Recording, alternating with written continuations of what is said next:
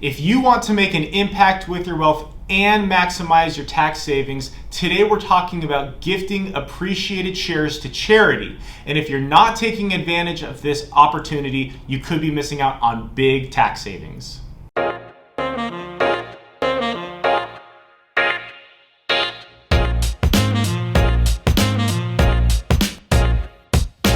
All right, Anthony, so investment markets are up, and of course this presents a great opportunity to gift appreciated shares, which is very tax efficient. So let's just start at the beginning. What is the overall goal, and why are we even considering this strategy in the first place? Right, how do most people give to charity, right? They write a check, maybe they've sold an investment in order to produce that cash to be able to give, and we would say consider giving the shares directly to the charity, right?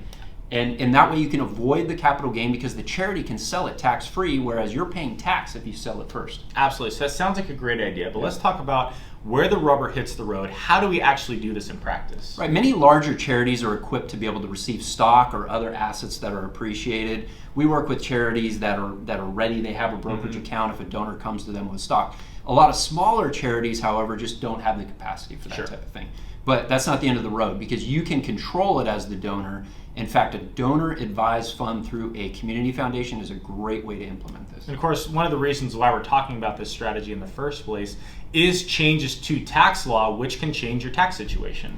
Right. Back in 2018, itemized deductions, where you're getting a deduction on your charitable giving, your mortgage interest, all those types of things, severely went down. A lot fewer people are actually itemizing because the standard deduction went much higher. And so being very strategic with your charitable giving is a big part of that. Giving appreciated shares. We also talked in a previous video about stacking your charitable giving, which we'll post the link to as well. All those things and coming up with a plan that's unique for you to be able to maximize that is really important.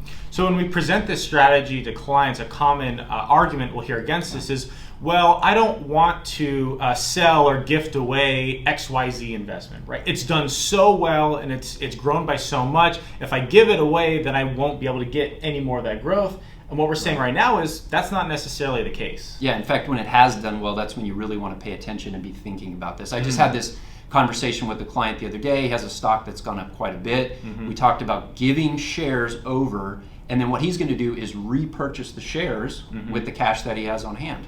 So he accomplishes two things. He avoids the capital gain on the stock while still getting the deduction, and then he's repurchasing those shares. He'll own the exact same amount, and he also owns them at the higher cost basis. So if he does go to sell those shares later, he's created much more tax flexibility for himself. Absolutely. It's way more tax efficient. Again, giving cash to charity can be a way to get a charitable deduction.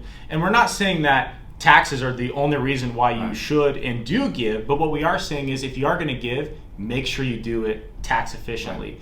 This is the kind of stuff that we help folks with their investments, tax strategies, and financial planning. Again, this is not tax advice. You do want to talk with your tax advisor. But if you'd like to learn more, visit our website or give us a call. We'd love to talk with you.